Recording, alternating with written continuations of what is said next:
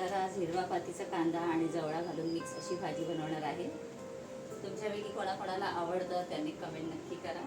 तर पातीच्या कांद्यामधले जे कांदे असतात का नाही ते सुद्धा मी इथे आता बारीक करून घेतले आणि म्हटलं ते सुरुवातीला फोडणीला घालूया। आता हिरवी मिरची आणि लसूण, ही हिरव्या मिरचीची पेस्ट आहे आणि लसूण दोन्ही मिळून मस्त तेलामध्ये आधी परतून घेतले। त्याच्यानंतर मग धुवून घेतलेला जवळा आणि सगळं घातलं आणि छान आता त्याला मी ठेवलेला आहे शिजायला।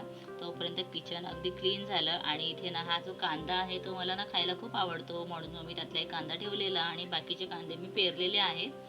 तर आता काय झालं की भाजी जेव्हा मी टेस्ट करून पाहिली तर मला थोडीशी ती खारट वाटली। तर त्यामुळे मग आता काय केलं की 2 कांदे घेतले, अगदी बारीक चॉप करून घेतले।